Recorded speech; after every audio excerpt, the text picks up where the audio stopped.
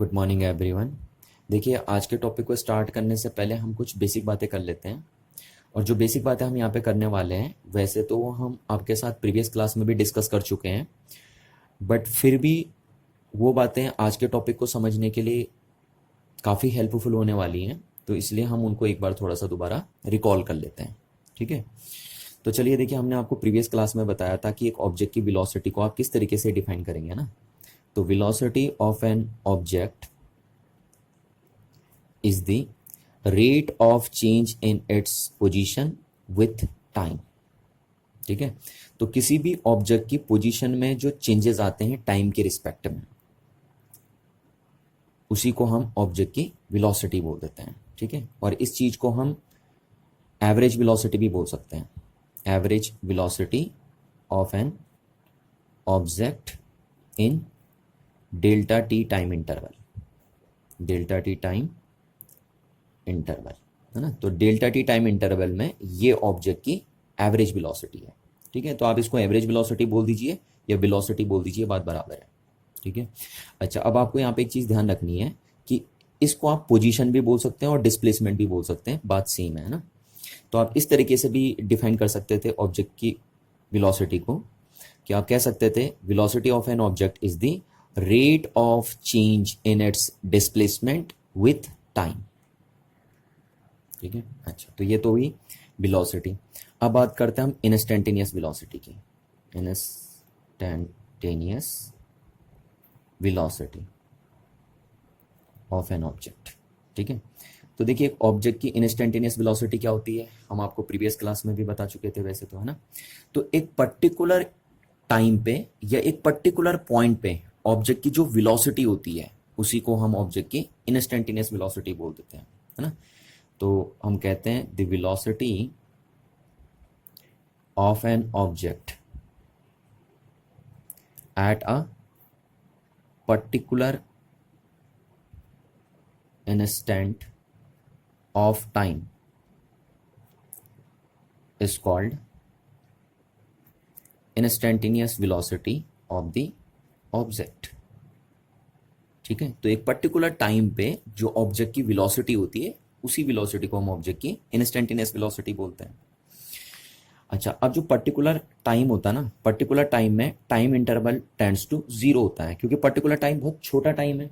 तो बहुत छोटा टाइम मतलब बहुत छोटे टाइम में टाइम इंटरवल कितना होता है, जीरो होता है ना। जीरो नहीं, टेंड्स टू जीरो होता है। तो ये बात ध्यान रखनी है आपको कि एक पर्टिकुलर टाइम पे टाइम इंटरवल क्या होगा, टेंड्स टू जीरो होगा। अच्छा, तो ये तो डेफिनेशन हो गई इंस्टेंटेनियस वेलोसिटी की। बट अब बात करते हैं हम कि आप कैलकुलेट कैसे करेंगे एक ऑब्जेक्ट की इंस्टेंटेनियस वेलोसिटी को, है ना। उसके लिए फॉर्मूला क्या होगा आपके पास। तो फॉर्मूला देखिए, ये है instantaneous velocity is equal to, आप कैसे कैलकुलेट करेंगे देखिए ना। तो ये थी आपके पास एवरेज वेलोसिटी। ठीक, अब आप इस एवरेज वेलोसिटी की लिमिटिंग वैल्यू निकाल लीजिए जब टाइम इंटरवल क्या हो, टेंड्स टू जीरो हो, है ना। तो बहुत छोटे टाइम इंटरवल में जो एवरेज वेलोसिटी होगी, उसी को हम इंस्टेंटेनियस वेलोसिटी बोलते हैं ऑब्जेक्ट की। तो इंस्टेंटेनियस वेलोसिटी को कैलकुलेट करने का फॉर्मूला ये है। ठीक है, तो यहां से आप ये भी बोल सकते हैं, देखिए, the instantaneous velocity of an object is the average velocity of an object when the time interval tends to zero. और इस चीज को हम ऐसे भी लिखते थे, देखिए, dx ओवर dt, अगर आपको याद हो तो। ये सब बातें हम आपको प्रीवियस क्लास में बता चुके हैं ना। चलिए, उसके बाद हमने आपको बताया था कि एक ऑब्जेक्ट के एक्सीलरेशन को आप किस तरीके से डिफाइन करते हैं ना।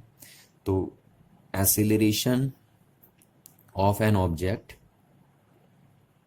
Is the rate of change in its velocity with time. ठीक है, तो इस तरीके से डिफाइन होता है एक ऑब्जेक्ट का एक्सीलरेशन। अच्छा, इस चीज को हम एवरेज एक्सीलरेशन भी बोल देते हैं। Average acceleration of an object in delta t time interval. ठीक है, तो डेल्टा टी टाइम इंटरवल में ये ऑब्जेक्ट का एवरेज एक्सीलरेशन है या एक्सीलरेशन है, आप कुछ भी बोल दीजिए। आप इसको एक्सीलरेशन बोल दीजिए, एवरेज एक्सीलरेशन बोल दीजिए, बात बराबर है। ठीक है, अच्छा, उसके बाद हमने आपको बताया था कि इंस्टेंटेनियस एक्सीलरेशन को आप कैसे डिफाइन करेंगे। ठीक है, तो instantaneous acceleration of an object, ये आप कैसे डिफाइन करते हैं?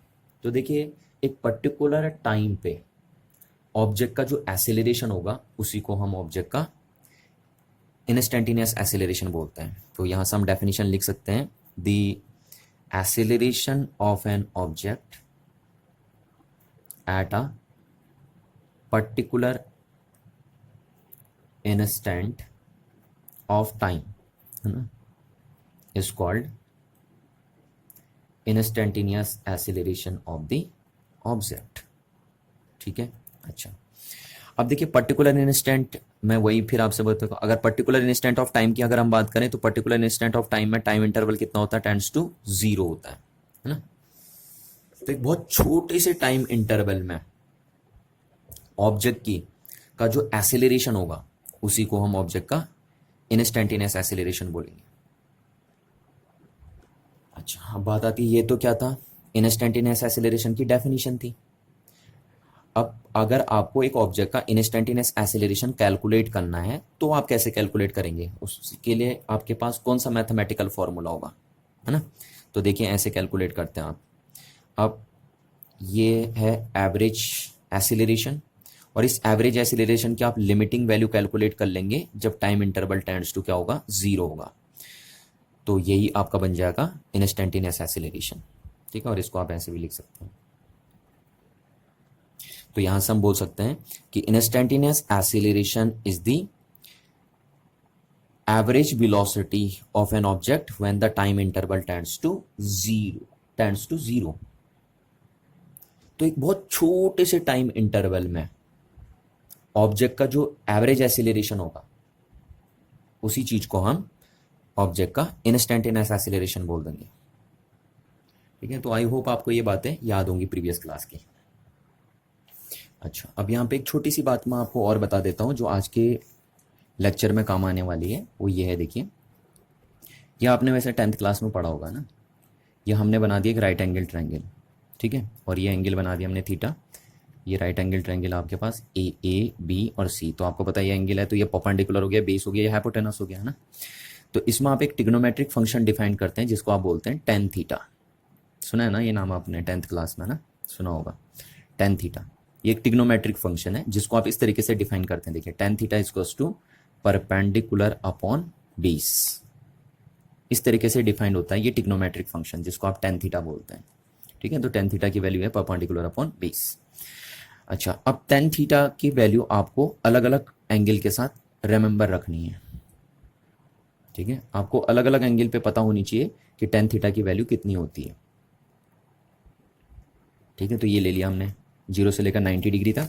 फिर देखिए, आप यहाँ से 30 का गैप, इतना गैप बनाएंगे, यहाँ से 30 का गैप है तो यहाँ से भी 30 का गैप रखेंगे आप 120 डिग्री। फिर 15 का गैप, तो यहाँ 15 का गैप 135 डिग्री। फिर यहाँ 15 का गैप, तो यहाँ 15 का गैप 150 डिग्री। फिर यहाँ 30 का गैप, तो यहाँ 30 का गैप, तो 180 डिग्री। ठीक है, अच्छा, तो 10 0 डिग्री की वैल्यू होती है आपके पास 0। ठीक है, 10 30 डिग्री की वैल्यू होती है आपके पास 1/√3। 10 45 की वैल्यू होती है 1।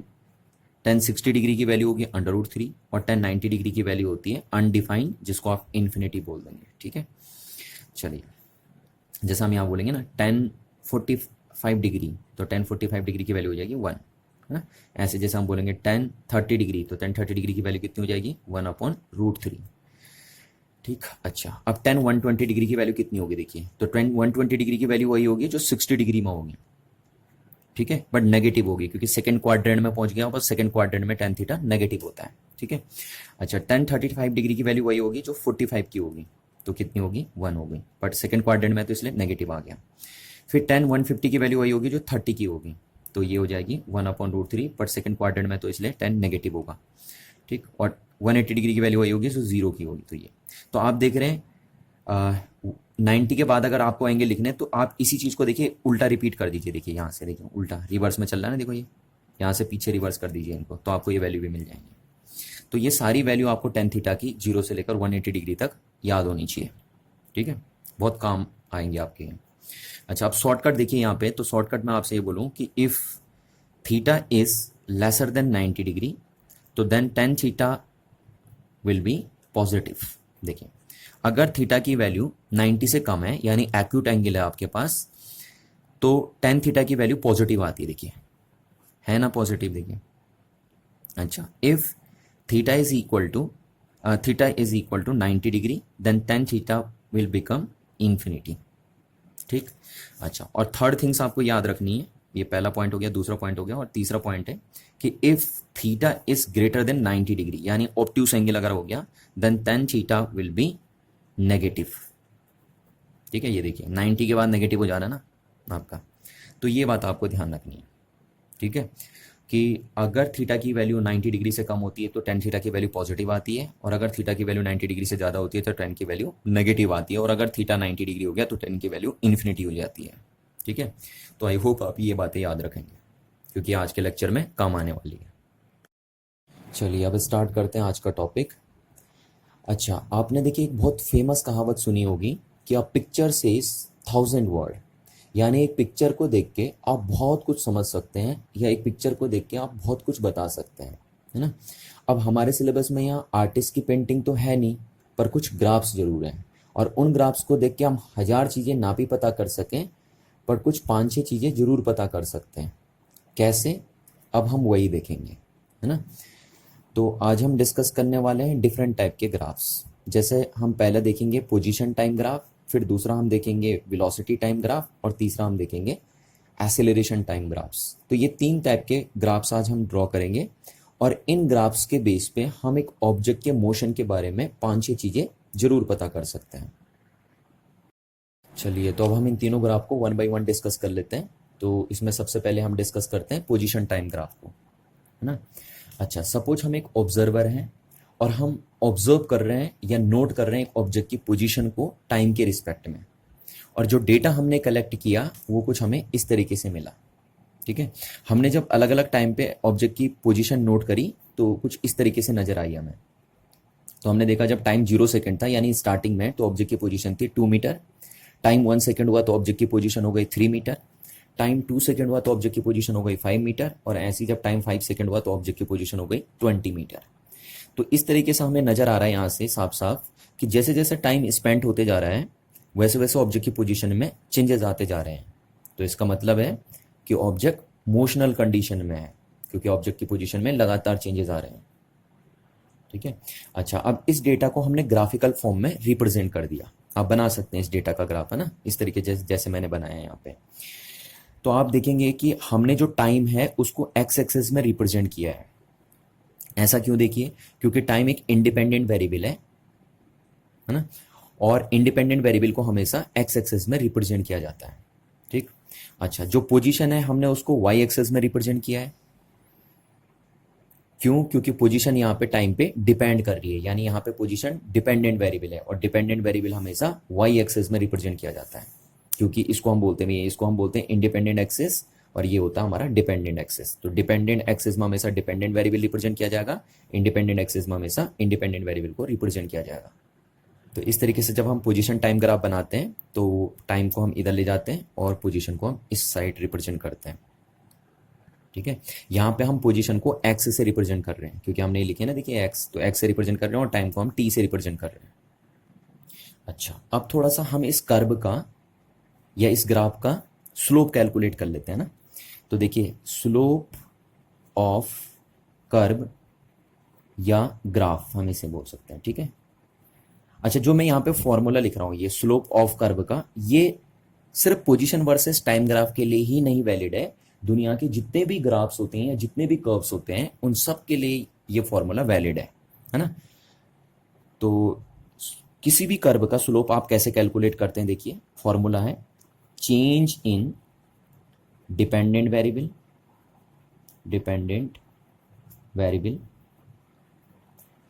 With respect to change in independent variable. ठीक है, ये बात ध्यान रखना आपको कि किसी भी कर्व का या किसी भी ग्राफ का स्लोप कैलकुलेट करने का फॉर्मूला ये होता है। ठीक है, तो ये एक जनरल फॉर्मूला है स्लोप को कैलकुलेट करने का। अच्छा, अब देखिए हमारे पास, हमने यहाँ पे कौन सा ग्राफ बनाया, हमने यहाँ पोजीशन टाइम ग्राफ बनाया ना, तो ये तो हमने जनरलाइज बात करी। अब हम बात करते हैं पर्टिकुलर। तो पर्टिकुलर में हम बोलेंगे slope of position time graph, ठीक है। ये देखिए आप पोजीशन, एक्स मतलब पोजीशन, हम पोजीशन को एक्स से रिप्रेजेंट कर रहे हैं ना, और टी मतलब टाइम, तो slope of position time graph निकाल लें हम, ठीक है। तो कैसे निकालेंगे, देखिए चेंज इन डिपेंडेंट वेरिएबल, तो यहाँ पे हो लिखेंगे हम change in dependent variable. Dependent variable कौन है, पोजीशन, तो यहाँ पे हम लिख देंगे change in position upon change in independent variable, तो चेंज इन इंडिपेंडेंट वेरिएबल, तो यहाँ पे आ जाएगा चेंज इन इंडिपेंडेंट वेरिएबल कौन है आपका, टाइम, तो ये हो गया, है ना।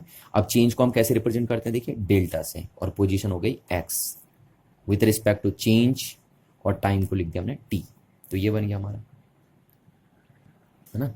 तो ये change in position with respect to time हो गया, और जरा आप याद करिए तो ये क्या हो गया आपका, वेलोसिटी हो गई, है ना, वेलोसिटी, या आप इसको एवरेज वेलोसिटी भी बोल सकते हैं, एवरेज वेलोसिटी इन डेल्टा टी टाइम इंटरवल,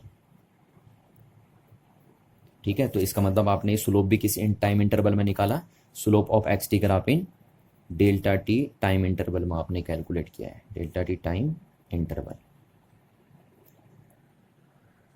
तो यहां से हमें एक बात तो समझ में आ गई कि एक्स टी ग्राफ का जो स्लोप है वो ऑब्जेक्ट की वेलोसिटी को इंडिकेट करता है ना, तो यहां पे हम लिख सकते हैं therefore slope of x T graph यानी position time graph represent the velocity of an object, velocity of an object,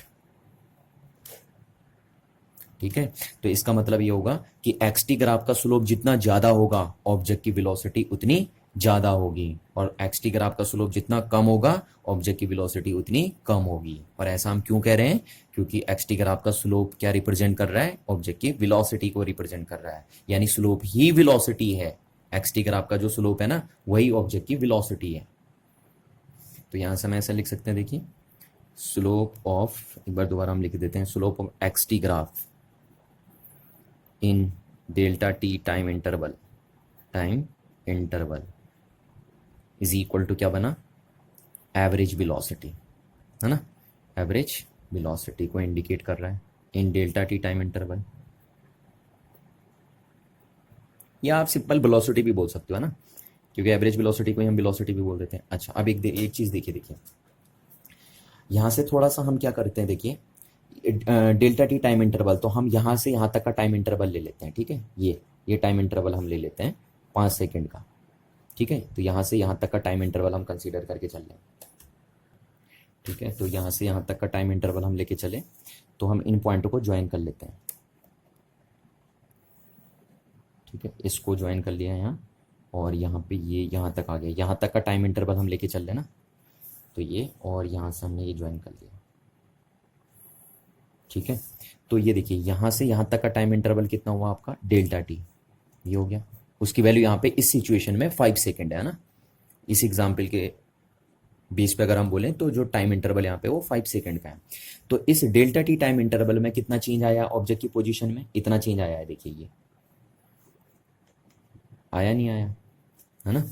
तो डेल्टा टी टाइम इंटरवल में डेल्टा एक्स पोजीशन में चेंजेस हैं, ठीक है। यहाँ से आप देखो, जैसे यहाँ से यहाँ तक 5 सेकंड में कितना चेंज आया है, यहाँ से यहाँ तक 18 मीटर का चेंज आया है, देखिए आया नहीं आया। अच्छा अब यहाँ पे एक एंगल बना, देखिए आपका ये एंगल बन गया नहीं बन गया यहाँ पे, और इस एंगल को हम नेम दे देते हैं सपोज थीटा, ठीक है, इसको थीटा नेम दे दिया हमने।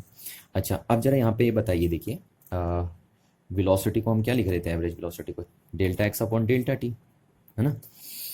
तो आप बताओ जरा ये क्या है, इस एंगल के हिसाब से परपेंडिकुलर, और ये है बेस, है ना, तो परपेंडिकुलर अपॉन बेस क्या बन जाता है, टेन थीटा, तो ये टेन थीटा हो गया आपका।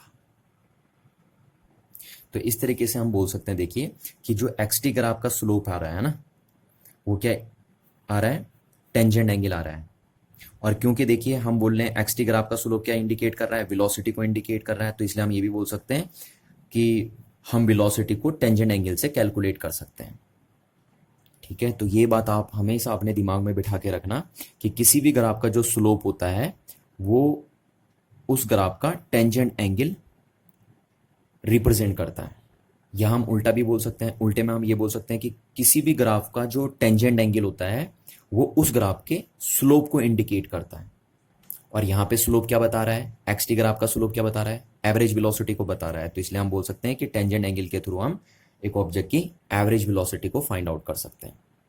जैसे सपोज देखिए, मैं यहाँ पे आपको एग्जांपल दूं कि सपोज इस थीटा की वैल्यू मैंने मेजर करी प्रोट्रैक्टर की हेल्प से और 60 डिग्री आ गई सपोज, है ना। तो यहाँ से हम टेन थीटा निकाल सकते हैं। टेन 60 डिग्री की वैल्यू कितनी आ जाएगी, देखिए टेन 60 डिग्री की वैल्यू आ जाएगी √3, है ना। और टेन थीटा क्या बता रहा है, देखिए टेन थीटा स्लोप बता रहा है, और स्लोप क्या बताता है, एक्स टी ग्राफ का वेलोसिटी बताता है। तो यानी ये जो टेन थीटा की वैल्यू है ये वेलोसिटी बता रही है आपको। और कौन सी वेलोसिटी बता रही है, एवरेज वेलोसिटी। और किस टाइम इंटरवल में बता रही है, आपने यहाँ से यहाँ तक कर लिया ना, तो 5 सेकेंड के टाइम इंटरवल में बता रही है। तो एवरेज वेलोसिटी इन 5 सेकेंड टाइम इंटरवल में बता रही है, ठीक है।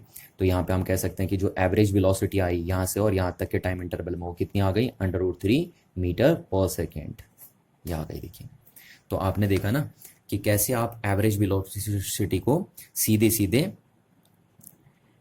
एक्स टी ग्राफ के टेंजेंट एंगल से कैलकुलेट कर दे रहे हैं। अच्छा, अब देखिए जैसे सपोज आपको यहाँ से और यहाँ तक के टाइम इंटरवल में, यानी 2 सेकंड से लेकर 4 सेकंड तक के टाइम इंटरवल में एवरेज वेलोसिटी कैलकुलेट करनी है, ठीक है। तो आप कैसे कैलकुलेट करेंगे, देखिए आप ऐसे कर लेंगे, देखिए यहाँ से ये बना लेंगे आप, क्योंकि हम इस टाइम इंटरवल में इंटरेस्टेड है ना, इस टाइम इंटरवल में हम एवरेज वेलोसिटी कैलकुलेट करना चाहते हैं। तो ये, और यहाँ से हम इसको ज्वाइन कर लेंगे ऐसे, और यहाँ से हम इसको ज्वाइन कर लेंगे इस तरीके से, ठीक है। तो ये हमारा आ गया डेल्टा एक्स। अभी ये इसका नाम डेल्टा x1 दे देते हैं हम, है ना। ये डेल्टा x1 हो गया, और ये टाइम इंटरवल को हम डेल्टा t1 नेम दे देते हैं। यहाँ पे डेल्टा t1 की वैल्यू कितनी हो जाएगी, 2 सेकंड हो जाएगी, क्योंकि चेंज इन टाइम इंटरवल कितने का है, 2 सेकंड का है ना, यहाँ से यहाँ तक। तो ये एंगल बना यहाँ पे, देखिए यहाँ से एंगल बन गया, और इसको हम नेम दे देते हैं θ1 सपोज, है ना। तो इस जो tan θ1 की वैल्यू आएगी, यहाँ से जो tan θ1 की वैल्यू आएगी वो क्या बताएगी आपको, एवरेज वेलोसिटी बताएगी इन डेल्टा t1 टाइम इंटरवल में, डेल्टा t1 टाइम इंटरवल में। तो इस तरीके से आप देख पा रहे होंगे कि कैसे एक पर्टिकुलर टाइम इंटरवल में हम टेंजेंट एंगल के हेल्प से एवरेज वेलोसिटी को कैलकुलेट कर सकते हैं। अच्छा, अब हम यहाँ से एक बात जनरलाइज करते हैं। देखिए हमें अभी तक क्या देखा कि tan थीटा किसको इंडिकेट कर रहा है, स्लोप को इंडिकेट कर रहा है, और slope of x T graph क्या इंडिकेट कर रहा है, वेलोसिटी को इंडिकेट कर रहा है। कर रहा नहीं कर रहा है, यानी tan थीटा स्लोप को इंडिकेट कर रहा है और स्लोप वेलोसिटी को इंडिकेट कर रहा है। तो हम ये भी बोल रहे हैं कि tan थीटा वेलोसिटी को इंडिकेट कर रहा है ना। अच्छा, अब अभी हमने एक बात बताई थी आपको, देखो स्टार्टिंग में, कि देखिए थीटा बढ़ने से, देखिए अगर जैसे जैसे थीटा एंगल बढ़ते रहता है ना, एंगल बढ़ते जा रहा है ना थीटा, तो tan थीटा की वैल्यू भी इंक्रीज होती रहती है। देखिए हो रही है ना इंक्रीज, देखिए भाई 1/√3 कम है, फिर 1 उससे ज़्यादा है, √3 की वैल्यू 1 से भी ज़्यादा होती है, और फिर इन्फिनिटी की वैल्यू और भी ज़्यादा है। तो आप देख रहे हैं जैसे जैसे एंगल इंक्रीज होते जा रहा है, tan थीटा की वैल्यू भी इंक्रीज होती जा रही है ना। और tan थीटा की वैल्यू इंक्रीज होती रहेगी तो इसका मतलब वेलोसिटी की वैल्यू भी इंक्रीज होती रहेगी, ठीक है। तो आप यहां से सीधे कंक्लूजन निकाल सकते हैं कि हायर इज द एंगल, तो higher will be velocity of the object, ठीक है। जितना बड़ा एंगल बनेगा उतनी ज्यादा वेलोसिटी होगी ऑब्जेक्ट की। जैसे देखिए यहाँ पे इस टाइम इंटरवल में जो एंगल बन रहा था वो छोटा बन रहा था, और इस टाइम इंटरवल में जो एंगल बन रहा था वो बड़ा बन रहा था, है ना। साफ साफ आपको नजर आ सकता है, देखिए आप, ये एंगल छोटा बन रहा है, ये एंगल बड़ा बन रहा है आपका, है ना। ये 60 डिग्री नहीं है, वो तो मैं एक एग्जाम्पल से समझाया था ना आपको। आप कहीं ये मत मान लीजिए कि ये 60 डिग्री है इसकी वैल्यू, है ना। तो इस 60 को मैं यहाँ से इरेज कर देता हूँ, ये आपको खाली मिसकंसेप्शन क्रिएट कर देगा यहाँ पे। आप सीधे वैसे देखिए, बताइए किस टाइम इंटरवल में एंगल की वैल्यू हाई है, इस टाइम इंटरवल में एंगल ये है, और इस टाइम इंटरवल में एंगल ये है। देखिए तो ओबियसली ये वाला एंगल बड़ा है ना। तो यहाँ से देखो एंगल बढ़ने से वेलोसिटी बढ़ेगी, यानी इस टाइम इंटरवल में एंगल बड़ा होने की वजह से इस टाइम इंटरवल में एवरेज वेलोसिटी ज़्यादा होगी as compare to this one time interval, ठीक।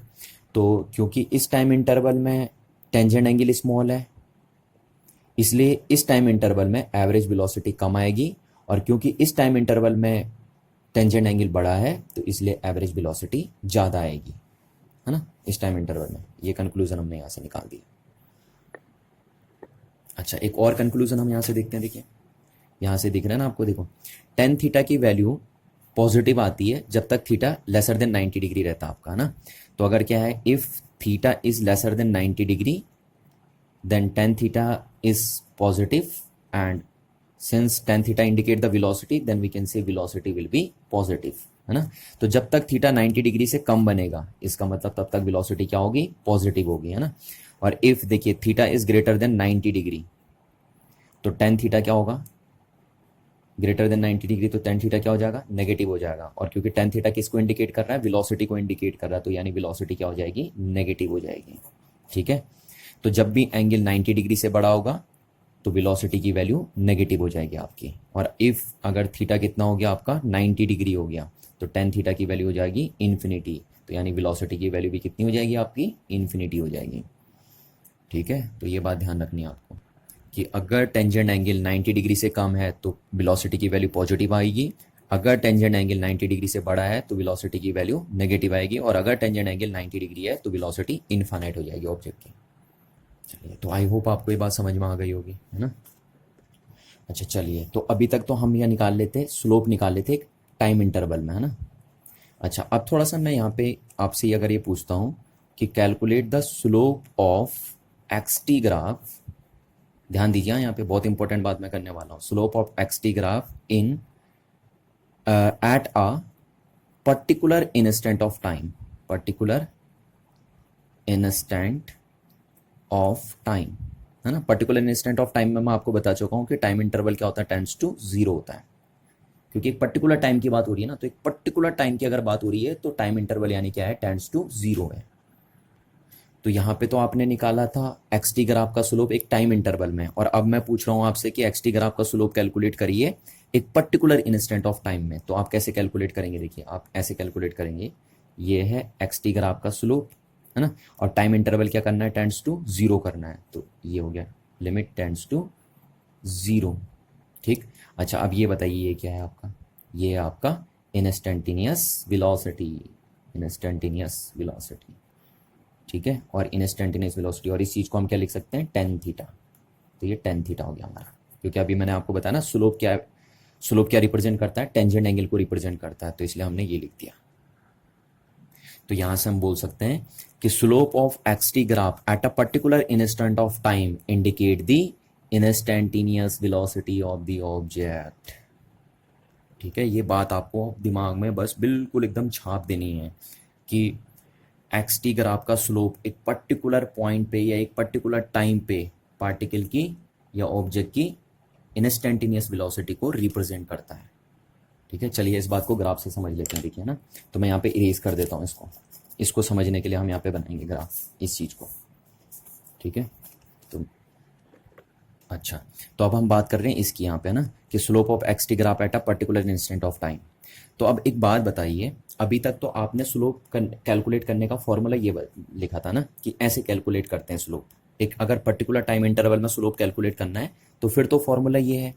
बट अगर एक पर्टिकुलर इंस्टेंट ऑफ टाइम पे स्लोप कैलकुलेट करना है तो फिर कैसे कैलकुलेट करेंगे आप, है ना, फिर कैसे रिप्रेजेंट करेंगे।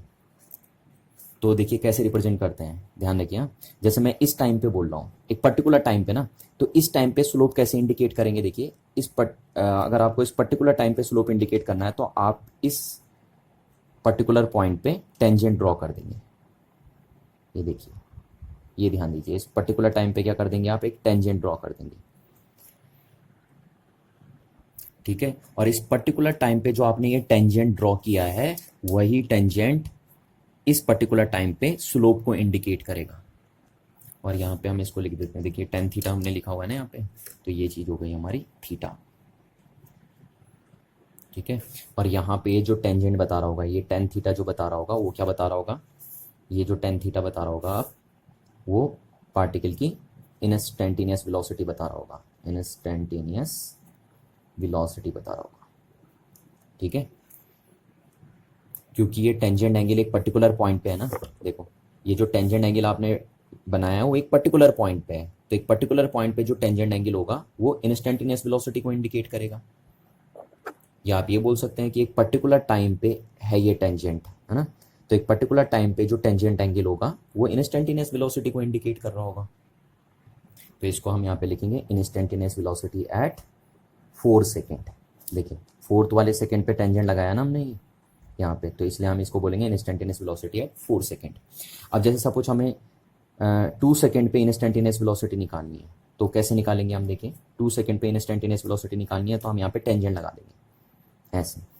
पहले इस लाइन को मैं आगे बढ़ा देता हूँ ये इस तरीके से, और मेरे को क्योंकि 2 सेकंड पे क्या करना है, इंस्टेंटेनियस वेलोसिटी कैलकुलेट करनी है, तो इसलिए मैं 2 सेकंड पे टेंजेंट ड्रॉ कर देता हूँ।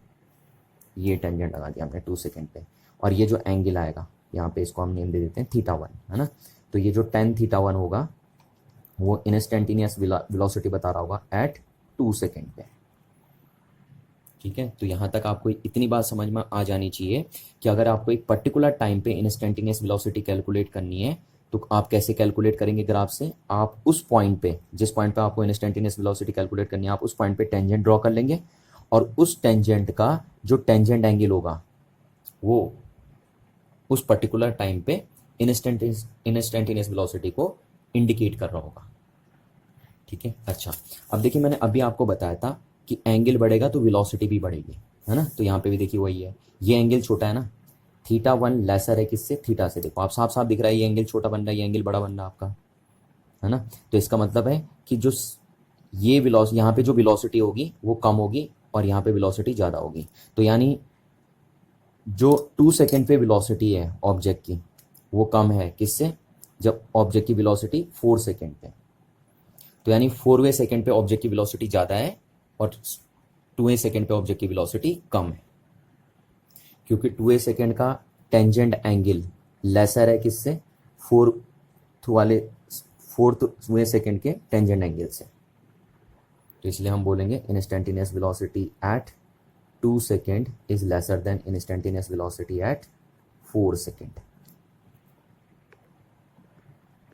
ठीक है, तो इस तरीके से आपको ध्यान रखना है कि इंस्टेंटेनियस वेलोसिटी को कैसे कैलकुलेट किया जाता है।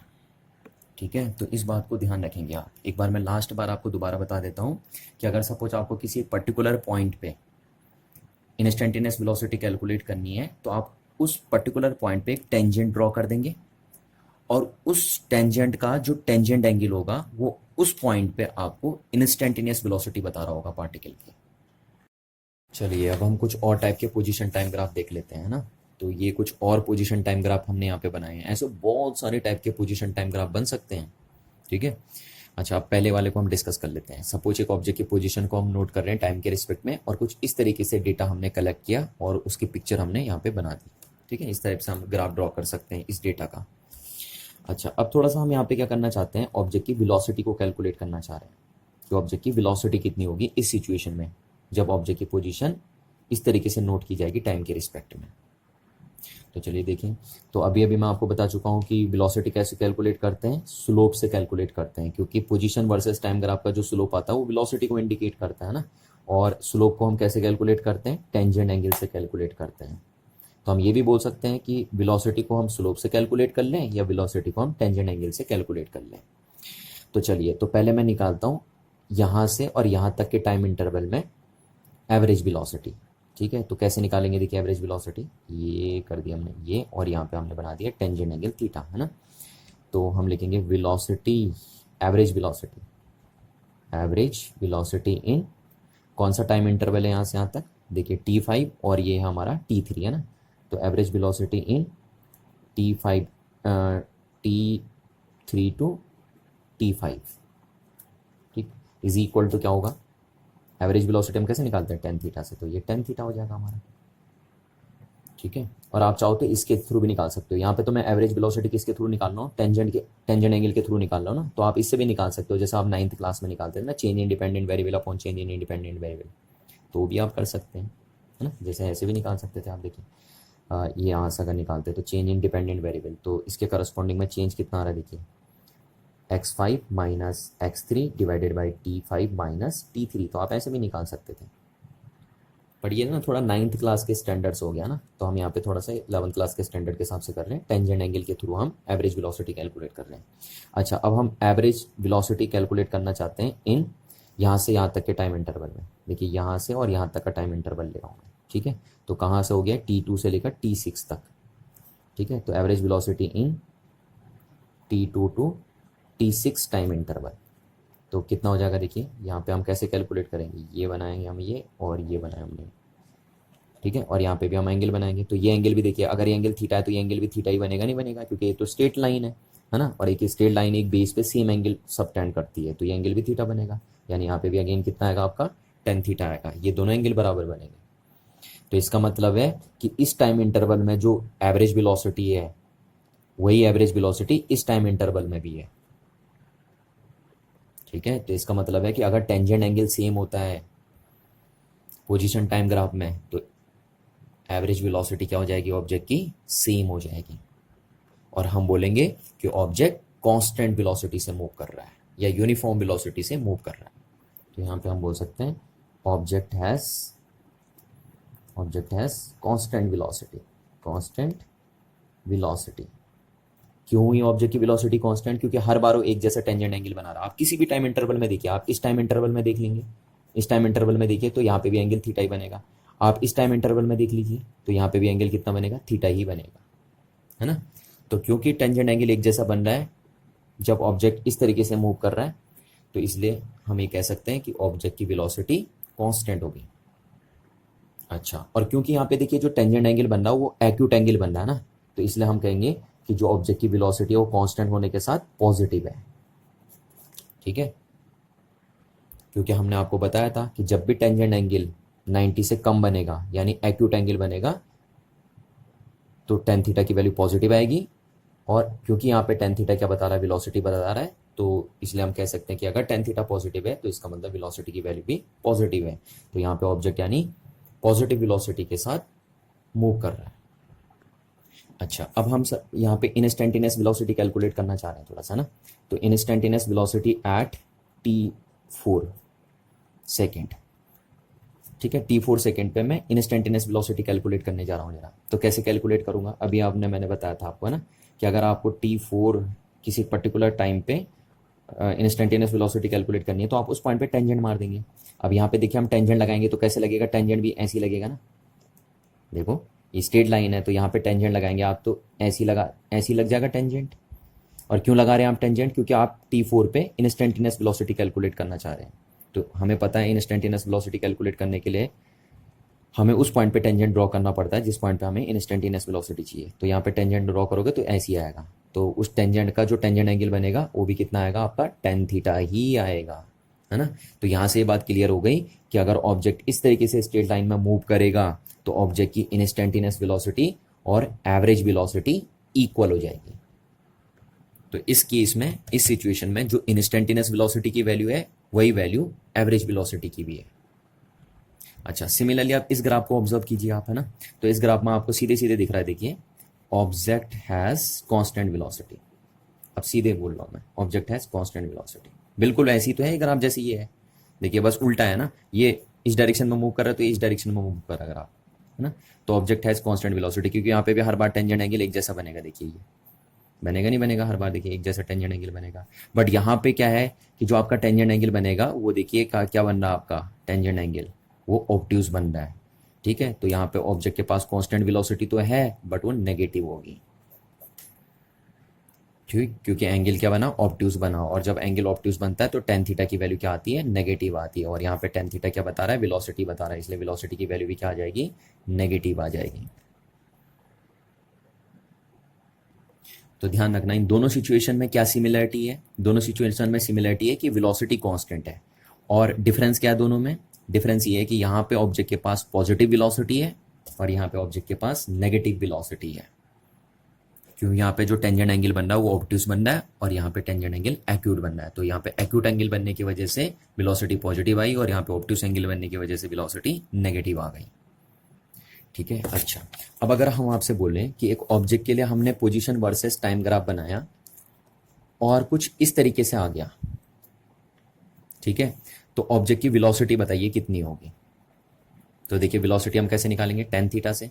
अब यहाँ पे थीटा कितना बना, देखिए 90 डिग्री बन गया, है ना। तो 90 डिग्री बना तो 90 डिग्री की वैल्यू कितनी होगी, इनफाइनाइट। तो यहाँ पे इस सिचुएशन में हम कहेंगे कि ऑब्जेक्ट की वेलोसिटी कितनी हो गई है, इनफाइनाइट हो गई है, ठीक है। अच्छा, अब अगर हम पोजीशन वर्सेस टाइम ग्राफ ऐसे बनाए, सपोज किसी ऑब्जेक्ट का पोजीशन वर्सेस टाइम ग्राफ ऐसे आया, ठीक है, तो अब इस केस में वेलोसिटी बताइए कितनी होगी ऑब्जेक्ट की। तो इस केस में वेलोसिटी वेलोसिटी हम कैसे निकालते हैं, टेंजेंट एंगल से, है ना। अब थीटा कितना बना यहाँ पे देखिए, थीटा 0 डिग्री बन गया यहाँ पे, ठीक है, 0 डिग्री, क्योंकि यही है ना लाइन भी, यही लाइन है और यही है, तो थीटा 0 डिग्री हुआ। तो टेन 0 डिग्री की वैल्यू कितनी होती है, 0। तो इस केस में वेलोसिटी कितनी हो गई है, इस केस में वेलोसिटी हो गई है 0। तो जब आपको पोजीशन टाइम ग्राफ कुछ ऐसा दिखाई दे तो इसका मतलब होगा कि ऑब्जेक्ट की वेलोसिटी कितनी है, 0 है। और होनी भी क्यों नहीं चाहिए, क्योंकि ऑब्जेक्ट की पोजीशन टाइम के साथ चेंज ही नहीं हो रही है। तो अगर ऑब्जेक्ट की पोजीशन टाइम के साथ चेंज नहीं हो रही है तो इसका मतलब ऑब्जेक्ट की वेलोसिटी 0 है, ऑब्जेक्ट मूव ही नहीं कर रहा है। तो इस तरीके से हम डिफरेंट टाइप के पोजीशन टाइम ग्राफ डिस्कस कर सकते हैं ना। बस हमें ये कंसेप्ट समझ में आना चाहिए जो कंसेप्ट हमने आपको यहाँ पे बताया। ये तो अब हम कुछ और टाइप के पोजीशन टाइम ग्राफ भी डिस्कस कर लेते हैं, है ना। तो सपोज हमने एक ऑब्जेक्ट के लिए पोजीशन वर्सेस टाइम ग्राफ बनाया और वो कुछ इस तरीके से आया, ठीक है, इस तरीके से आया। देखिए कैसे भी आ सकता है ना पोजीशन वर्सेस टाइम ग्राफ। तो यहाँ पे जो हमने एग्जाम्पल लिया उसमें इस तरीके से आया है, सपोज एक ऑब्जेक्ट के लिए पोजीशन वर्सेस टाइम ग्राफ, है ना। तो आप वेलोसिटी के बारे में आइडिया बताइए, आपका वेलोसिटी के बारे में क्या कहना है। तो देखिए आप, है ना, वेलोसिटी के बारे में कैसे प्रेडिक्शन करेंगे आप। देखिए सपोज ये हमने टाइम ले लिया t1 और ये हमने टाइम ले लिया t2। अब सपोज मैं इस टाइम पे वेलोसिटी कैलकुलेट करना चाहता हूँ, है ना। तो इस टाइम पे जो हम वेलोसिटी कैलकुलेट करेंगे उसे क्या बोलेंगे हम, इंस्टेंटेनियस वेलोसिटी। तो इंस्टेंटेनियस वेलोसिटी एट t1 की कैसे कैलकुलेट करेंगे आप बताइए। तो यहाँ पे आप क्या कर देंगे, एक टेंजेंट ड्रॉ कर देंगे। ये अगर आपको यहाँ पे इंस्टेंटेनियस वेलोसिटी कैलकुलेट करनी है ना, तो मैंने आपको तरीका बताया कि जिस पॉइंट पे आपको इंस्टेंटेनियस वेलोसिटी कैलकुलेट करनी होती है आप उस पॉइंट पे टेंजेंट ड्रॉ कर देंगे। ये टेंजेंट ड्रॉ कर दिया आपने, और इस टेंजेंट का जो ये एंगल बनेगा, है ना, उसकी जो टेंजेंट वैल्यू होगी वो उस पॉइंट पे आपको इंस्टेंटेनियस वेलोसिटी बता रही होगी। तो instantaneous velocity at t1 is equal to क्या हो जाएगा, टेन थीटा 1 के इक्विवेलेंट हो जाएगा। अच्छा, अब अगर ऐसी आपको इस पॉइंट पे या इस टाइम पे इंस्टेंटेनियस वेलोसिटी कैलकुलेट करनी है तो आप क्या करेंगे, इस पॉइंट पे टेंजेंट ड्रॉ कर लेंगे, है ना, इस तरीके से कुछ। ये देखिए ये कर दिया आपने टेंजेंट ड्रॉ, ठीक है। और ये जो एंगल बनेगा यहाँ पे उसकी जो टेंजेंट वैल्यू होगी वो इस टाइम पे आपको क्या बता रही होगी, इंस्टेंटेनियस वेलोसिटी बता रही होगी। तो instantaneous velocity at t2 is equal to क्या हो जाएगा, टेन थीटा 2। अच्छा, आप इस फिगर को देख के बताइए कि थीटा 1 ग्रेटर है या थीटा 2 ग्रेटर है ना। तो आपको क्लियरली समझ में आ रहा है थीटा 1 ग्रेटर है एंड थीटा 2 लेसर है, ठीक है। अच्छा, अब आपको हमने अभी बताया था कि एंगल बढ़ने के साथ साथ टेन थीटा की वैल्यू भी बढ़ती रहती है ना। तो क्योंकि थीटा 1 बढ़ा है तो इसलिए टेन थीटा 1 भी बड़ा होगा, किससे, टेन थीटा 2 से। और अगर टेन थीटा 1 बढ़ा है तो हम कहेंगे instantaneous velocity at t1 is greater then instantaneous velocity at t2। तो इसका मतलब है कि जैसे जैसे टाइम बढ़ते जा रहा है, देखिए इधर को टाइम बढ़ते जा रहा है ना, यहाँ से t1 से t2 में गए आप, तो जैसे जैसे टाइम बढ़ते जा रहा है वैसे वैसे वेलोसिटी की वैल्यू क्या होती जा रही है, कम होती जा रही है। तो इसका मतलब इस सिचुएशन में पार्टिकल की वेलोसिटी डिक्रीज कर रही है। समझ में आ रही ना बात, पार्टिकल की वेलोसिटी क्या कर रही है, डिक्रीज कर रही है। अच्छा, अब वेलोसिटी का साइन बताइए कि वेलोसिटी का साइन क्या होगा पार्टिकल का ना, यानी पार्टिकल के पास पॉजिटिव वेलोसिटी होगी या नेगेटिव वेलोसिटी होगी। ये तो आपने बता दिया कि पार्टिकल की वेलोसिटी डिक्रीज कर रही है, पर अब मेरे को ये बताइए कि वेलोसिटी का साइन क्या होगा। तो आपको पता है, देखिए हर बार एंगल क्या बन रहा है, एक्यूट एंगल बन रहा है ना। और अगर एक्यूट एंगल बनता है तो टेन थीटा की वैल्यू पॉजिटिव आती है। तो और टेन थीटा की वैल्यू अगर पॉजिटिव आई तो इसका मतलब वेलोसिटी भी क्या है, पॉजिटिव है। तो यहाँ पे वेलोसिटी पॉजिटिव है। और क्यों वेलोसिटी पॉजिटिव आ रही है ऑब्जेक्ट की, क्योंकि हर बार एक्यूट एंगल बन रहा है। तो इस तरीके से आप ग्राफ के टेंजेंट एंगल देख के वेलोसिटी के बारे में प्रिडिक्शन कर सकते हैं, देखिए, है ना। वही तो हमने किया यहाँ पे, देखिए हम टेंजेंट एंगल देख के क्या कर रहे हैं, वेलोसिटी के बारे में प्रिडिक्शन कर रहे हैं कि वेलोसिटी इंक्रीज होगी या डिक्रीज होगी, या वेलोसिटी की वैल्यू पॉजिटिव होगी या नेगेटिव होगी, ये प्रिडिक्शन हम कर रहे हैं। अच्छा, एक चीज़ और कर सकते हैं हम यहाँ से, एक प्रिडिक्शन और कर सकते हैं हम। देखिए वेलोसिटी अगर डिक्रीज हो रही है तो इसका मतलब है एक्सेलरेशन नेगेटिव है, क्योंकि हमने आपको बताया था ना कि अगर वेलोसिटी डिक्रीज होती है तो एक्सेलरेशन नेगेटिव होता है, क्योंकि एक्सेलरेशन का फॉर्मूला क्या होता है, change in velocity upon change in time, है ना। और चेंज इन वेलोसिटी कैसे निकालते हैं, final minus initial velocity upon time. तो हम कह रहे हैं यहाँ पे वेलोसिटी डिक्रीज हो रही है, इसका मतलब फाइनल वेलोसिटी कम है और इनिशियल ज़्यादा है। तो अगर फाइनल कम है और इनिशियल ज़्यादा है तो ये चीज़ क्या आ जाएगी आपकी नेगेटिव, इसलिए एसिलेरेशन नेगेटिव होता है जब भी वेलोसिटी डिक्रीज करती है। और एसिलेरेशन नेगेटिव होगा तो इसको हम रिटार्डेशन बोलते हैं, रिटार्डेशन। ठीक है ना, ये आपको पता होना चाहिए। तो यहाँ से देखिए हम एक कंक्लूजन निकाल सकते हैं कि अगर एसिलेरेशन की वैल्यू भी नेगेटिव हो, एसिलेरेशन की वैल्यू नेगेटिव हो और वेलोसिटी की वैल्यू पॉजिटिव हो, यानी वेलोसिटी और एसिलेरेशन के पास अपोजिट साइन हो, तो ऑब्जेक्ट की स्पीड डिक्रीज करेगी, क्योंकि रिटार्ड हो रही है ना, यानी ऑब्जेक्ट की स्पीड धीरे धीरे कम हो रही है ना। तो हम बोलेंगे if velocity and acceleration has opposite sign then speed is decreases. ठीक है, ये बात आप ध्यान रखना यहाँ से कि जब भी वेलोसिटी और एसिलेरेशन के पास अपोजिट साइन होगा, यानी अगर वेलोसिटी पॉजिटिव है तो एसिलेरेशन नेगेटिव है, या फिर वेलोसिटी नेगेटिव हो तो एसिलेरेशन पॉजिटिव हो, तो उस सिचुएशन में ऑब्जेक्ट की स्पीड हमेशा डिक्रीज कर जाएगी। ठीक, चलिए इसी तरीके से हम दूसरा ग्राफ बना के देख लेते हैं। ये तो एक ग्राफ कराना ना। अच्छा, अब हम दूसरा ग्राफ बनाते हैं, पोजीशन वर्सेस टाइम ग्राफ, है ना। पोजीशन वर्सेस टाइम ग्राफ बोल दीजिए, डिस्प्लेसमेंट वर्सेस टाइम ग्राफ बोल दीजिए, बात बराबर है। चलिए, अच्छा अब अगर हमने पोजीशन वर्सेस टाइम ग्राफ बनाया एक ऑब्जेक्ट के लिए और कुछ इस तरीके से आया हो ग्राफ, ठीक है, तो वेलोसिटी के बारे में अब प्रिडिक्शन कीजिए कि वेलोसिटी का क्या सीन है। ठीक है, तो आप चाहो तो ऐसा कर सकते हो डिटेल से जैसे मैंने बताया। अब मैं इसे शॉर्टकट कर रहा हूँ, देखो ये टाइम हमने लिया t1 और ये टाइम हमने ले लिया t2। ठीक, अच्छा इस पॉइंट पे हम टेंजेंट ड्रॉ करेंगे, ये आया हमारा θ1, और फिर इस पॉइंट पे हम टेंजेंट ड्रॉ करेंगे, बिल्कुल वैसे ही जैसे मैंने ऊपर किया है ना ये, और ये आया हमारा θ2। ठीक है, तो अब इंस्टेंटेनियस वेलोसिटी क्या होगी, instantaneous velocity at t1 is equal to क्या हो जाएगा आपका tan θ1। फिर ऐसी instantaneous velocity at t2 equal to क्या हो जाएगा आपका tan θ2, है ना। अब क्योंकि देखिए यहाँ पे आपको क्लियरली दिख रहा है कि θ2 इज ग्रेटर देन है θ1 से, तो देयरफॉर हमारा क्या हो जाएगा tan θ2 is equal to greater than हो जाएगा tan θ1 से। तो इसलिए हम कह सकते हैं कि instantaneous velocity at t1 is t2 is greater then instantaneous velocity at t1।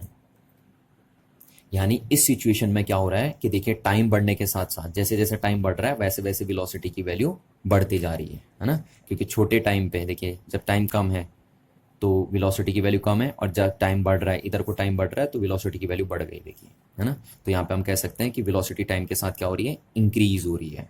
तो यहाँ पे इंक्रीज हो रही है वेलोसिटी टाइम के साथ साथ, जैसे इस सिचुएशन में डिक्रीज हो रही थी टाइम के साथ वेलोसिटी, और यहाँ पे क्या हो रही है, इंक्रीज हो रही है। अच्छा, वेलोसिटी का साइन बताइए कि वेलोसिटी का साइन क्या होगा। वेलोसिटी इंक्रीज कर रही है तो ठीक है ना, बट वेलोसिटी का साइन क्या होगा, पॉजिटिव होगा या नेगेटिव होगा, वो बताइए। तो देखिए क्योंकि एंगल क्या है आपके, एक्यूट एंगल है ना, तो एंगल एक्यूट है तो इसलिए tan थीटा पॉजिटिव आएगा, और tan थीटा अगर पॉजिटिव आएगा तो इसका मतलब वेलोसिटी भी क्या आएगी, पॉजिटिव आएगी। तो यहाँ पे ऑब्जेक्ट के पास पॉजिटिव वेलोसिटी है। यानी जब भी आपको ऐसा ग्राफ दिखाई देगा पोजीशन वर्सेस टाइम ग्राफ किसी ऑब्जेक्ट का, तो इसका मतलब ऑब्जेक्ट की वेलोसिटी क्या होगी, पॉजिटिव होगी, और ऑब्जेक्ट की वेलोसिटी इंक्रीज कर रही होगी। और अगर ऑब्जेक्ट की वेलोसिटी इंक्रीज करती है तो इसका मतलब एक्सीलरेशन की वैल्यू क्या होगी, पॉजिटिव आएगी, है ना। और अगर एक्सीलरेशन की वैल्यू पॉजिटिव है इसका मतलब ऑब्जेक्ट की स्पीड कंटिन्यूसली बढ़ती जा रही है। तो यहाँ से हम एक शॉर्टकट कंक्लूजन निकाल सकते हैं कि जब भी वेलोसिटी और एक्सीलरेशन सेम साइन में हो, यानी दोनों के पास या तो पॉजिटिव साइन हो या दोनों के पास नेगेटिव साइन हो, तो स्पीड इंक्रीज कर जाएगी, है ना। तो if v and a has same sign then speed is increases. ठीक है, बिल्कुल वही निकाला हमने जो यहाँ पे निकाला था ना। जैसे हम यहाँ कह रहे थे कि अगर वेलोसिटी और एक्सीलरेशन के पास अपोजिट साइन हो तो स्पीड डिक्रीज करेगी, तो यहाँ पे हम उल्टा बोल रहे हैं कि अगर वेलोसिटी और एक्सीलरेशन के पास सेम साइन हो तो स्पीड इंक्रीज करेगी। जैसे वेलोसिटी पॉजिटिव हो, एक्सीलरेशन भी पॉजिटिव हो तो स्पीड इंक्रीज करेगी, या वेलोसिटी नेगेटिव हो और एक्सीलरेशन भी क्या हो, नेगेटिव हो, तो भी स्पीड क्या करेगी, इंक्रीज करेगी। ठीक है, चलिए कुछ और ग्राफ्स देखते हैं। ठीक है, बहुत सारे ग्राफ डिस्कस कर सकते हैं आप, तो और भी ग्राफ हम देखते हैं। चलिए फिर हम दोबारा बना रहे हैं, देखिए अलग अलग टाइप के ग्राफ बन सकते हैं आपके, है ना। जैसे ये देखिए यहाँ पे भी हमने बनाया पोजीशन वर्सेस टाइम ग्राफ, और कुछ ऐसे आया, देखिए इस टाइप से आ गया ग्राफ, कैसे भी आ सकता है ग्राफ, तो मैं कह नहीं रहा हूँ आपसे। तो ऐसा आ गया सपोज आपका पोजीशन वर्सेस टाइम ग्राफ या डिस्प्लेसमेंट वर्सेस टाइम ग्राफ। अब बताइए, अब वेलोसिटी के बारे में आइडिया बताइए कि वेलोसिटी क्या होगा, और एक्सेलरेशन के बारे में भी आइडिया दीजिए। ठीक है, वेलोसिटी के बारे में यानी प्रिडिक्शन कीजिए, और एक्सेलरेशन के बारे में भी प्रिडिक्शन कीजिए कि एक्सेलरेशन पॉजिटिव होगा या नेगेटिव होगा, और वेलोसिटी के बारे में भी बताइए कि वेलोसिटी पॉजिटिव होगी, नेगेटिव होगी, या इंक्रीज हो रही होगी और डिक्रीज हो रही होगी। इस सब के बारे में बताइए। तो देखिए क्या है ना, हम 3 टाइम कंसीडर कर लेते हैं। देखिए पहला टाइम ये ले लेते हैं हम t1, दूसरा टाइम हम ये ले लेते हैं t2, और तीसरा टाइम हम ये ले लेते हैं t3। ठीक है, ये 3 टाइम हम ले लेते हैं। अच्छा, अब यहाँ पे देखेंगे आप। ठीक, तो सबसे पहले हम यहाँ पे चेक करेंगे इंस्टेंटेनियस वेलोसिटी एट t1। तो यहाँ पे कैसे चेक करेंगे इंस्टेंटेनियस वेलोसिटी? यहाँ पे हम क्या कर देंगे, टेंजेंट ड्रॉ कर देंगे। देखिए ये टेंजेंट ड्रॉ कर देंगे। ठीक, और ये जो वैल्यू आएगी यहाँ पे θ1, तो ये tan θ1 यहाँ पे क्या बताएगा आपको, इंस्टेंटेनियस वेलोसिटी बताएगा t1 पे, और जो कि नेगेटिव आनी है। क्यों नेगेटिव आना है इसने? क्योंकि यहाँ पे ऑब्ट्यूस एंगल बन गया, और ऑब्ट्यूस एंगल बनता है तो tan थीटा की वैल्यू नेगेटिव होती है ना। यानी t1 टाइम पे ऑब्जेक्ट के पास नेगेटिव वेलोसिटी है। अच्छा, अब t2 टाइम पे चेक करते हैं। यहाँ पे चेक करना हमें, तो instantaneous velocity at t2 time पे, तो क्या करेंगे हम, यहाँ पे टेंजेंट ड्रॉ कर देंगे ना। अब यहाँ पे टेंजेंट कैसे ड्रॉ होगा, यहाँ पे टेंजेंट ऐसे ड्रॉ होगा। देखिए इस तरीके से ड्रॉ हो जाएगा टेंजेंट, है ना। तो और इस टेंजेंट की वैल्यू कितनी आएगी, देखिए 10, और यहाँ पे एंगल कितना आएगा, यहाँ पे हो जाएगा 0 डिग्री, क्योंकि ऐसे हो गया ना सीधे सीधे। तो यहाँ पे थीटा 0 डिग्री होगा, और थीटा अगर 0 डिग्री होगा तो tan 0 डिग्री की वैल्यू होती है 0, है ना। तो यानी यहाँ पे इंस्टेंटेनियस वेलोसिटी कितनी हो गई है, 0 हो गई है। ठीक, अब हम निकालना चाहते हैं यहाँ पे t3 पे।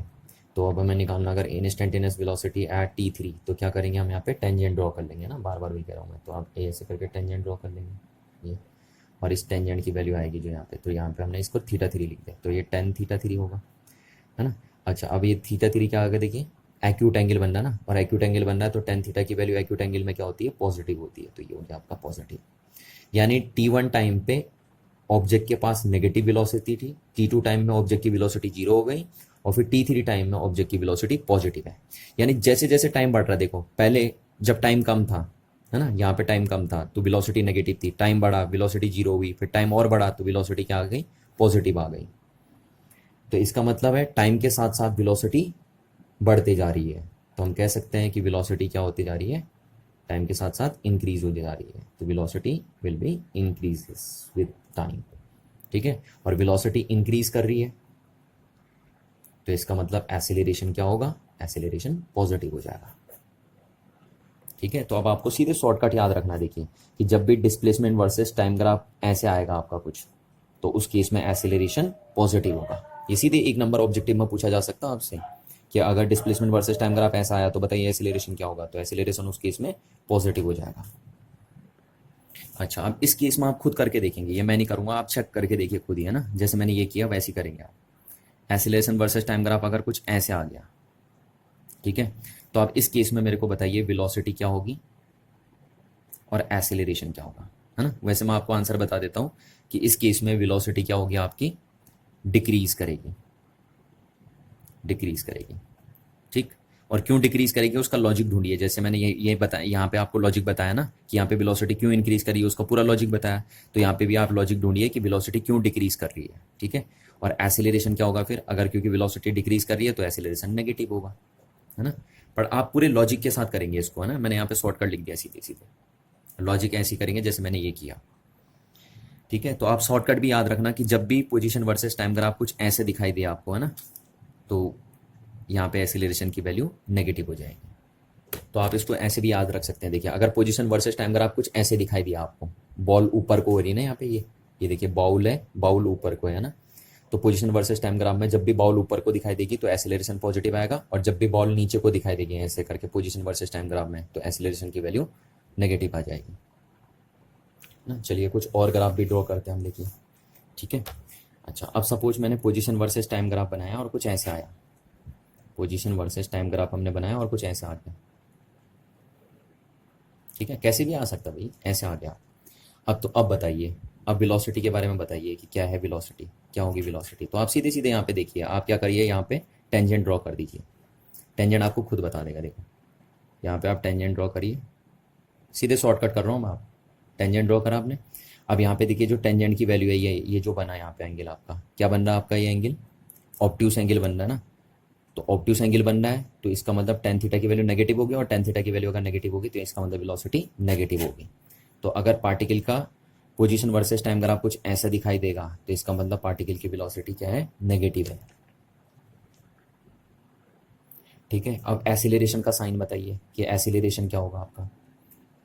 ठीक है, तो एसिलेरेशन देखिए मैं भी अभी आपको शॉर्टकट बता चुका हूँ कि अगर बाउल आपको ऊपर को दिखाई दे ऐसे करके, पोजीशन वर्सेस टाइम ग्राफ में बाउल ऊपर को दिखाई दे तो एसिलेरेशन पॉजिटिव आएगा। ठीक है, तो यहाँ पे भी देखो आपको बाउल ऊपर को दिखाई दे रही है ना ऐसे करके ये। ठीक, तो इसका मतलब एसिलेरेशन क्या होगा, पॉजिटिव होगा। ये सीधे सीधे शॉर्टकट आप याद रखेंगे। ठीक, अच्छा, और अभी अभी मैं आपको बता चुका हूँ कि अगर वेलोसिटी और एसिलेरेशन का साइन अपोजिट हो तो इसका मतलब स्पीड क्या करेगी, डिक्रीज करेगी, है ना, स्पीड डिक्रीज करेगी। और अगर स्पीड डिक्रीज करी है तो इसका मतलब वेलोसिटी भी क्या कर रही होगी, डिक्रीज कर रही होगी। तो देखो आप कंक्लूजन निकाल सकते हो सारे के सारे में।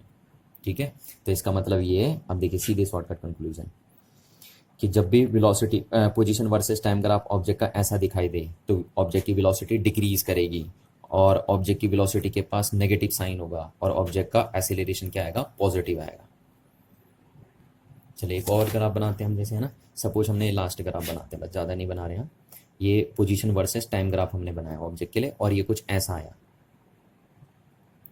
ठीक है, इस टाइप से आया पोजीशन वर्सेस टाइम ग्राफ। अब बताइए आइडिया है ना कि ऑब्जेक्ट की वेलोसिटी क्या होगी, वेलोसिटी बताइए क्या होगी। तो आप कैसे बताएंगे वेलोसिटी, आप सीधे सीधे इस पॉइंट पे टेंजेंट ड्रॉ कर दीजिए बस।